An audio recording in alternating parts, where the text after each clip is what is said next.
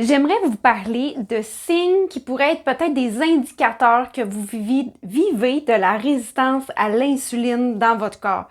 Notre corps est vraiment gentil. Quand on a des déséquilibres, il y a plein de signes qui nous démontrent. Puis, on peut apprendre à l'écouter pour mieux nous connaître puis mieux comprendre comment on peut faire des choix peut-être différents dans notre assiette ou au niveau de nos habitudes de vie qui peuvent vraiment faire la différence pour notre santé. Donc aujourd'hui, comme je vous dis, je voudrais vous parler des signes qui démontreraient que peut-être vous vivez de la résistance à l'insuline, mais avant, j'aimerais me présenter. Je m'appelle Anne-Marie Lequin, je suis naturopathe holistique. J'accompagne les femmes et leurs familles depuis 14 ans à trouver les causes de leur déséquilibre avec l'aide de la kinésiologie intégrée. J'ai un bureau sur la Rive-Sud de Montréal, un à Granby et aussi j'offre des consultations en ligne. Donc, le premier signe que peut-être que vous avez déjà observé ou peut-être que vous avez entendu, c'est le taux de sucre sanguin qui peut être élevé le matin. Il y a d'autres, avant que votre médecin vous parle peut-être que vous êtes diabétique ou prédiabète, il peut avoir déjà des informations si vous prenez votre taux de sucre vous-même ou si vous prenez une prise de sang et dans la prise de sang, le taux de sucre peut être élevé. Donc, ça, c'est le premier indicateur. En fait, dans une autre de mes vidéos, je vous parlais justement de que c'est la résistance à l'insuline, que je vous ai pas résumé à cet instant. Je vais faire un petit résumé rapide. En fait, c'est que lorsque, justement, on consomme un glucide ou un sucre, le corps naturellement va sécréter de l'insuline. En fait, le pancréas va sécréter l'insuline et le but de ça, c'est que l'insuline va entrer par le récepteur de l'insuline et va passer dans la cellule pour aller ouvrir la porte du sucre pour que le sucre rentre et se rende à l'intérieur de la cellule. Ça, c'est dans le meilleur des mondes. Mais lorsqu'on est stressé, lorsqu'on vit, on mange trop de sucre, lorsqu'on manque d'exercice, lorsqu'on a un surplus de poids, puis il y a d'autres facteurs aussi, mais mettons qu'on va avec les plus importants, ça va créer que nos récepteurs vont devenir moins sensibles, ils vont être plus résistants justement à l'insuline. Donc, ce travail-là se fera plus de la bonne façon et ce que ça va amener, comme je vous dis, le premier signe, c'est que le taux de sucre dans le sang va augmenter parce qu'il rentre plus dans la cellule, donc il va monter dans le sang. Et c'est là que ça nous amène à notre autre problématique, puisque notre taux de sucre monte dans notre sang. Le but, du corps, c'est d'apporter normalement le sucre non utilisé et de l'apporter au foie pour le garder plus tard et pour des sources d'énergie. Donc, à ce moment-là, ce que ça va créer, c'est que le corps va le foie, en fait, le transforme en gras et ça va loger du gras au niveau vraiment de votre abdomen particulièrement.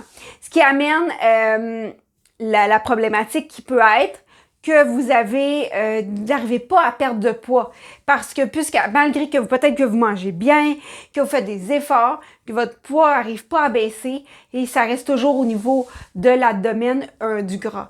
Un autre truc qui pourrait être en lien avec le gras, c'est vraiment la zone ici au niveau du soutien-gorge, juste en haut. On va voir un bourrelet qui s'installe et ça peut être un signe aussi indicateur que l'insuline fait pas bien son travail parce que le corps est tellement gentil, comme j'aime bien dire, il nous donne des informations, comme je vous disais au début, et c'est une information, entre autres, gras autour du nombril qui peut être en lien avec l'insuline ou le gras particulièrement au niveau de l'omoplate. L'autre point, il y a un lien vraiment entre le glucide et les reins.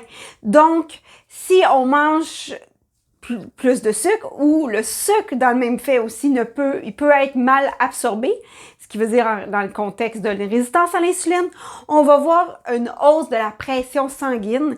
Fait qu'à ce moment-là, il y a un lien avec les reins. Puis là, je vais amener l'autre point que souvent on parle pas assez, c'est si vous urinez la nuit. Oui, je comprends, si vous avez bu de l'alcool le soir, si vous avez bu beaucoup, mais si c'est dans vos habitudes de vous réveiller à chaque nuit pour uriner, pensez à peut-être que c'est de la résistance à l'insuline. Si vous êtes quand même assez jeune et que chez la femme, il y a un lien vraiment avec la résistance. Chez l'homme, il peut avoir un lien avec la prostate, mais quand même, c'est à observer parce qu'il y a quand même le lien encore que lorsque la résistance à l'insuline s'installe, il y a un déséquilibre hormonal qui dérange la testostérone, qui amène d'autres problèmes que je vais vous parler tantôt aussi.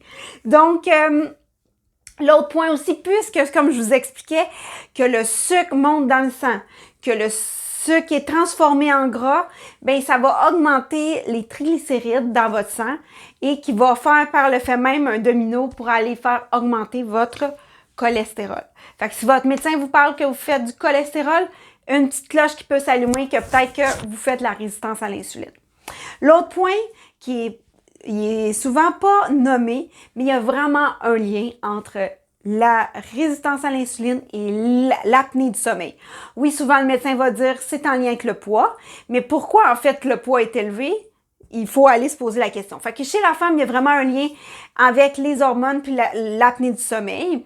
Parce que moi, je vais voir chez des clientes qui n'ont pas tant de surplus de poids et ils ont vraiment une apnée du sommeil diagnostiquée. Chez les hommes, on va le voir aussi avec le ventre qui va être comme plus présent, puis on voit l'apnée du sommeil aussi. Mais il y a vraiment un lien à aller comprendre quand on se fait dire qu'on fait de l'apnée du sommeil. Puis à penser à ce moment-là à la résistance à l'insuline. L'autre point, c'est votre énergie, parce que puisque votre sucre rentre pas bien dans votre cellule, vous pouvez vous imaginer que ça pourrait causer une baisse d'énergie vraiment au niveau de votre corps. Et ça amène, évidemment, avec moins d'énergie parce que votre cellule, elle se nourrit plus bien. Fait que ça se peut que malgré que vous faites peut-être repris de l'exercice un peu, faites mangez bien, puis que l'énergie n'est pas là. Fait que ça peut être un lien avec la résistance à l'insuline. Un point qui est là, qui est plus pour les femmes, celui-là, mais comme j'ai dit, il y a un lien avec l'insuline, les hormones, mais le syndrome des ovaires polykystiques chez les femmes est vraiment en lien avec, en fait, un lien avec un déséquilibre hormonal, particulièrement avec la testostérone, en fait, qui va causer cette problématique-là. Donc, quand on veut aller travailler vraiment cette problématique-là qui va causer de l'infertilité, puis beaucoup de douleurs menstruelles, puis plein d'autres problèmes, ou même des fois l'arrêt des menstruations.